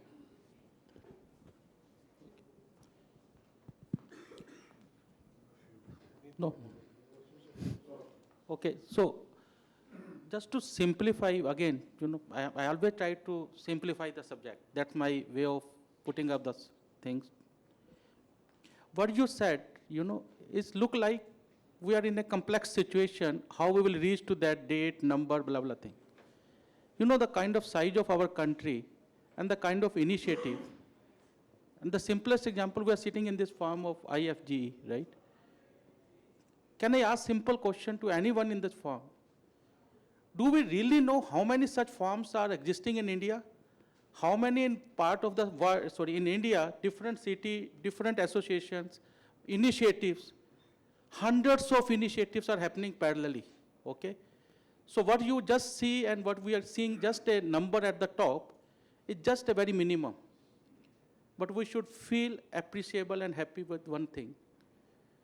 Now we are in a mature curve. Things are taking shape in multiple pockets. And what Puneet had just said, is the time, like these kind of platforms and the associations, they just need to start aggregating that. Then you will see a very big picture. So practically, things are happening. So let's appreciate and take it forward. And just wait for the time. Someone need to take that initiative. That is the only thing left. Otherwise, all our association, you name it, I am almost chairing number of like FICI, SOCM, CI, CIAM. You go to anyone. Everybody is driving this agenda today. There is no other agenda. Then they are the one who are there for decades. So there are minimum 3-digit numbers, even if you will see small and big, who are advocating this subject. What else we need? And the kind of a population, the cities, the geographies, and the transformation and transitioning. So we have to take that on a very positive note. Maybe Puneet can add further numbers if. No, I think what point you brought is right, that there has to be an integrated approach, no doubt about it actually. But I think what people who've been practicing this for quite some time, look, and this is not just for India, this is across the world. The first thing is going to come first, right? People would have to make a certain kind of vehicles. If everybody sit down and start planning and say that day one everything is integrated, you can have that blueprint, but one of the people would run faster and try to do something out in the market. That has to happen. That is the nature actually, right? So OEMs would go ahead and actually build an electric vehicle, not waiting whether the charging infrastructure would happen. If they keep waiting, then we will keep waiting. So I think all the practitioners and all the industry expert, what they're saying is, look, we're doing this is already done, we have it, and now it has been there for quite some time. Is it now time to take integrated approach in this particular segment? And then for next segment, let's have the blending and other fuels come in, let's vehicle adoption start. So once the adoption start, the cohesiveness, the integrations automatically will start happen. Can that be thought a bit early? Yes, that's a possibility which can happen actually. So I think that's what you were trying to ask and understand is what I could figure out, but we can have a separate conversation more as you need actually. Yeah. Please introduce yourself and ask the question. Hello, good afternoon, everybody. My name is Asim Chaudhary. I'm a former Chief of Legal of Highway Authority. And I've had 2 stints with Highway Authority when they started. And I must congratulate IFG, Sanjay ji, and we have Vaibhav also here when I was in Highway Authority 4 or 5 years back. My background is also in oil sector and primarily in regulation. The more important issue which I now find after listening this morning, we need to have a very strict regulator. 4 or 5 years back, we did a complete study with the Rajiv Gandhi National Law University in Patiala about all the 28 regulators in the country. And we did a very intensive study and submitted a report to Minister of Law and the Company Affairs that there should be a national regulator, should be a regulatory code. And all these regulatory code, all the small regulators, they should fit into this system of, like Australia has a national regulatory code. So similarly, like what Mr. Manoj Gupta said, that we have small players, we have impacts issue, we have standards issue, we have many issues. So we need to have at a macro level, a regulator where we will have science, how to do research in the energy sector of including green, science, law, the global image, and the India's need. So we need to, right now I'm sure, Sanjay ji, there is no regulator in this field. So we need to have a regulator. And when you have a regulator, what this gentleman said, then automatically the integrated approach will start flowing. Because once you are a regulator, you have to register in the regulator. You have to start, even the startups have to say that, whether it's small or big. The bigger problem is that big players, Tata, Ashok, Leyland, Amit has just started. No issue. The smaller players who start with a great aspiration and they die out. Finance is one thing. The other part is the technology, what Puneet said. So my suggestion is that if the IFG can take it forward, and we need to design a regulator, start with a simple process and then we cover all these areas. Thank you very much. Thank you. Yeah, we need to first deliberate on that because sometimes, regulators, create an Inspector Raj. So maybe we have to deliberate this and see, if that kind of system is required here. Mr. Dikshit wanted to ask a question here. Yeah, here.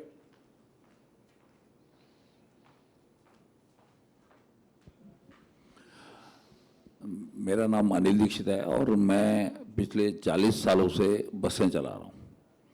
I am a transporter from last 40 years. मेरा question OM से है कि जब truck की initial cost 35 lakhs है और उसमें battery की कॉस्ट 40 lakhs है, तो टोटल कॉस्ट 1 crore क्यों हो जाती है? तो टोटल कॉस्ट 1 crore हो जाती है. आप बता रहे हैं ना, बस की भी 1 crore से कम नहीं है और ट्रक की भी 1 crore से कम नहीं है.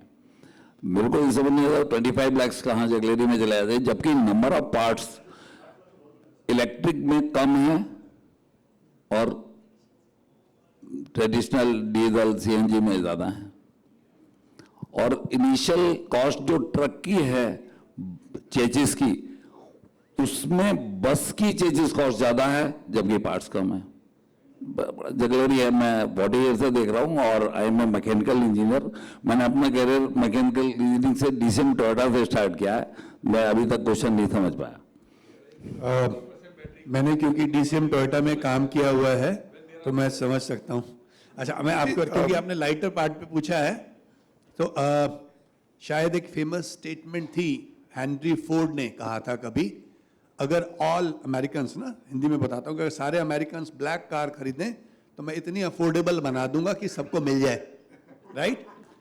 सो अभी जो इलेक्ट्रिक व्हीकल्स की कॉस्ट है, अगर आप देखें, लास्ट ईयर शायद 5 या 6 हज़ार बिकी हैं electric buses, but total buses की जो सेल है वो करीबन 90,000 है. मैं 9 मीटर और 12 मीटर की बस की बात कर रहा हूँ अभी. अगर और छोटी लगा लूँ तो और भी ज़्यादा आएंगी. जब आप इकोनॉमी ऑफ स्केल पर आएंगे तो नेचुरली बसेस की, इलेक्ट्रिक बसेस की भी कॉस्ट डाउनवर्ड ट्रेंड में आनी शुरू हो जाएगी. अभी तो जो मैन्युफैक्चरर्स हैं, अगर आपका ऐसा होता कि जो एस्टेब्लिश OEMs हैं वो ज़्यादा चार्ज कर रहे हैं, तो अब तो हमारे पास स्टार्टअप कंपनीज भी हैं, उनके तो ओवरहेड्स कम हैं. बट स्टार्टअप के बाद भी जब आपके वॉल्यूम्स आने शुरू हो जाएंगे, नेचुरली द कॉस्ट, अपने आप कंपटीशन आएगा, अपने आप कॉस्ट कम आएंगे, अगर आप उस इकोनॉमिक्स से भी देखें। बट इंपॉर्टेंट पार्ट अभी ये नहीं है, इंपॉर्टेंट पार्ट ये क्या वो आज की डेट में जो कॉस्ट दे रही है आपको 3-5 साल में, क्योंकि आप बस ऑपरेटर हैं तो आपको उस व्यू पॉइंट से देखना चाहिए, क्या वो 3 साल 5 साल में मुझे ROI दे रही है? क्योंकि सबने बताया ना, अगर आप देखें 12,000 पर मंथ चलती है एक बस, राइट, बस ट्रक्स, तो आपकी जो 1.5 लाख किलोमीटर रन करते हैं वो आप उसके जो डिफरेंशियल हैं रनिंग कॉस्ट से, you can kind of in 3 years kind also can have a ROI। और उसमें ऐसे ट्रांसपोर्टर्स आने शुरू हो गए हैं, फ्लेक्सी बस और बाकी सभी जो इसको बार बार प्लेटफॉर्म्स पे कह रहे हैं कि मैं 3 साल में ROI निकाल रहा हूँ, 2.5 साल में निकाल रहा हूँ। अभी 2 दिन पहले की बात है, ऐसे ट्रांसपोर्टर बोल रहे थे हम 2.5 साल में निकाल रहे हैं ROI। So this is a skill between 2 of us। हमें अपनी कॉस्ट पे काम करना है, आपको भी रनिंग कॉस्ट पे काम करना है, ताकि हम एक ग्रीन एनवायरनमेंट की तरफ मिलजुल कर बढ़ सकें। सर जी, अगर मैं बोगी का वाइस प्रेसिडेंट हूँ, अगर 2.5 साल में ROI निकलती है तो मैं कम से कम 5,000 बसें यही दे दूंगा। आप क्या बात करते हैं? 2.5 साल में ROI नहीं निकलती है, ये सब लोग सर, मैं आपको साहब से मिलवा सकता हूँ, and he also kind of he was worked in overseas, so I can introduce him to you. Okay, thank you sir.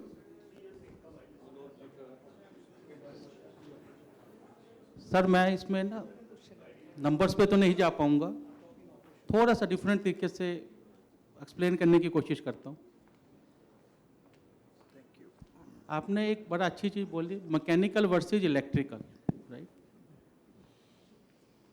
आज से पहले जब तक इलेक्ट्रिफिकेशन नहीं था, आई थिंक हम सब ने एक ही चीज़ सुनी थी, यार ये ट्रांसपोर्ट डिपार्टमेंट कभी भी प्रॉफिट में नहीं आते, कभी भी मतलब इनके पास पैसा भी नहीं होता, ये कभी भी कुछ नहीं कर पाते। मतलब और कस्टमर मीन्स जिस पर्पज के लिए पब्लिक ट्रांसपोर्ट बनता है, अगर हम आज देखेंगे ना, और आज से 10 साल 20 साल पहले जब तक ये सब चीज़ें नहीं आई थी, वो जो एक्सपीरियंस मैनेजमेंट था, जो उस पर राइडरशिप था, क्या नंबर था। एक वो चीज़ जरूर देखनी चाहिए हमें कि what was the ridership when दो मैकेनिकल बसेज वर रनिंग। अभी 3 दिन पहले न्यूज़पेपर में DTC ने इतनी बढ़िया पॉजिटिव न्यूज़ दी है, their 25-26 revenue shown positive with 173 CR. So what it means? पिछले 5 साल से the transformation has happened from mechanical to electrification. The ridership has increased multifold. और उसके अंदर जो सबसे ज़्यादा राइडर है, women, aged, children. तो what it means? हम जिस कॉस्ट की बात करते हैं, वो इनिशियल कॉस्ट जो सचर साहब ने बोला, it goes for creating an ecosystem. आज हमारे पास उस इकोसिस्टम में, क्योंकि वर्कशॉप लेवल पे, सर्विस लेवल पे, अदर सिस्टम लेवल पे शेयर नहीं है।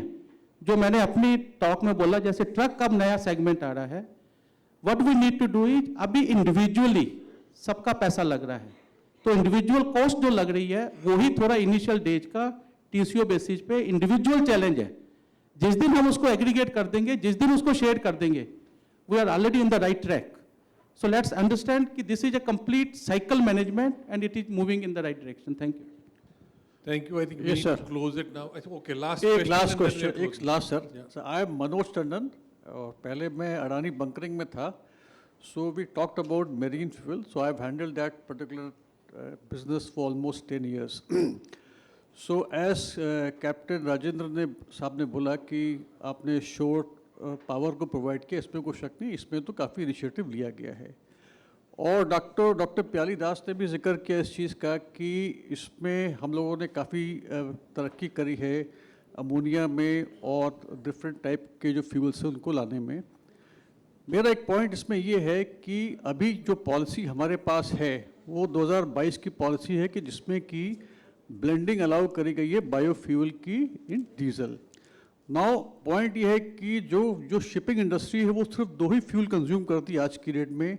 95% जो शिपिंग इंडस्ट्री है global, which is more than 55 to 60,000 vessels all across the globe, वो उसमें से 95% तो अभी भी फ्यूल ऑयल पे ही चलती है। सो फ्यूल ऑयल तो आप उसको अभी हटा ही नहीं सकते, क्योंकि उसकी कॉस्ट इफेक्टिवनेस बिल्कुल ही डिफरेंट लेवल की है। जो वो डीजल यूज करती है, that is only to power their generators for the light and air conditioning. That is a very small segment जहां पर अभी ब्लेंडिंग की हम लोग बात कर रहे हैं. जो इवन जो हम लोगों ने जो पॉलिसी आई है कि ब्लेंडिंग ऑफ बायोफ्यूल, वो भी अभी शेक नहीं ले पा रही है, क्योंकि अभी तक एक तो वॉल्यूम बहुत कम है, और सेकेंडली उसकी जो ब्लेंडिंग की जो प्रोसेस है, जो उसकी जो रिक्वायरमेंट है, वो अभी इंफ्रास्ट्रक्चर अभी हमारी पोजीशन में नहीं है. मैं ये नहीं कह रहा हूँ कि ये आगे नहीं होना चाहिए, बट मैं जो आज की स्थिति है, जो प्रैक्टिकल सिचुएशन है, उसके बारे में बता रहा हूँ मैं ये. सेकेंड पॉइंट है कि फर्नेस ऑयल की ब्लेंडिंग जो है वो हमको एक फोकस में लानी है. वो हमको किस चीज़ से करनी है, उस पर शायद हो सकता है कि बायोबिटुमेन का जिक्र जैसे कल हुआ था, that is a possibility of using in furnace oil. और इसके अलावा जो अमोनिया है या मिथेनॉल है, ये भी बहुत ही इनिशियल स्टेजेस पे हैं. तो इस पर अभी हम लोग अभी एक फोकस ना करके सिर्फ बायोबिटुमेन को अगर फोकस करें फर्नेस ऑयल के लिए, वो एक बहुत बड़ा गेम चेंजर हमारे लिए हो सकता है. इंडिया में अभी ओवरऑल कंजम्पशन सिर्फ 1.5 मिलियन टन का ही है, जिसको हमको बढ़ाना है. तो that is one thing which we have to focus so that our growth takes place in bunkering business. Last but not the least sir, मेरा एक रिक्वेस्ट और भी है कि एक सेशन अगर हम आगे कभी भी रखें मेरीन फ्यूल पे, जिसपे हम शिपिंग इंडस्ट्री लोगों को बुलाएं और वो आकर के उनसे भी उनकी ओपिनियन लें कि भाई वो क्या इस प्रोसेस में चाहते हैं. Thank you. Thank you for your point. So we'll consider that. अभी shipping ministry काफ़ी busy चल रही है because of this unrest. We are thankful to DG Shipping and Captain Poswal for at least contributing to this conference by way of being a panelist. So we had a very जी sir. मैं आपको closing remarks sir 5 minute बोलना पड़ेगा. तो we had a very long 2 days conference, very nice, good deliberations, all subjects we covered. It was possible because Sanjay Bandyopadhyay sahab, who is the chairperson of our transport committee, who led this conference as a chair, he delivered the welcome address. He guided us in the entire process of organizing this conference. We are thankful to him. He is here now. I will request him to just give a closing remark for the entire conference as a conclusion of the entire 2 days deliberation. So I think, sir, you can come here or I do have one. Yeah.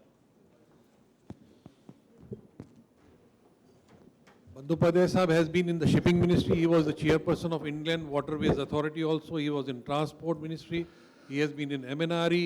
So he has the entire experience of this subject. Thank you very much. And we started with this transport thing, thinking that everybody will come for 2 days and deliberate. So I'm happy that a lot of discussions has taken place, but my main grouse has always been, I've been in government for 36 years. I have been Secretary Renewable Energy and Power in my state, actually seen renewable energy coming at village level. I have been in North. I have been in the shipping ministry for 5.5 years. My wife retired as general manager in the railways. So just civil aviation is left. Otherwise, all transport ministries are covered. And this was a good deliberation. Like they talk about bunkering, we are forgetting the inland waterways, which has come in a big way. And now it is at present 200 million tons, and which will go to 400 million tons. Plus the coastal shipping, small coastal boats which are coming, they can also take the diesel, blended diesel, when it comes to a large extent. And as you know, blending, why is it required? Energy security, I need not say more.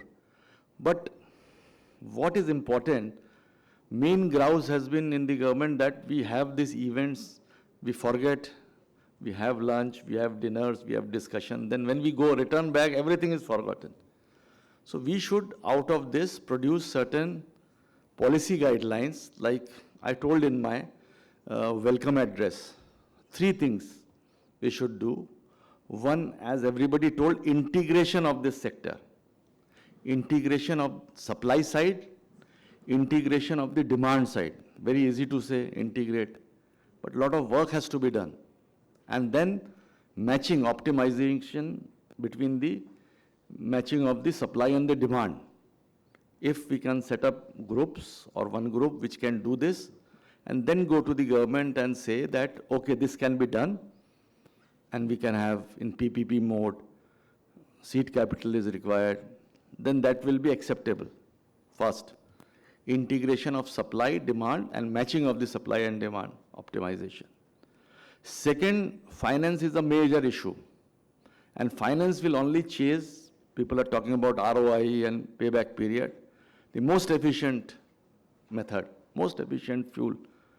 Fuel means from well to the wheel, which also includes the technology. So one group for the funding and financing of the whole sector. If we can do these two things, then I think that this conclave will be a success. And people have put their best effort to give their suggestions, but this should culminate into these two, mainly two, not too much, but this two recommendation from the policy point of view. Thank you very much.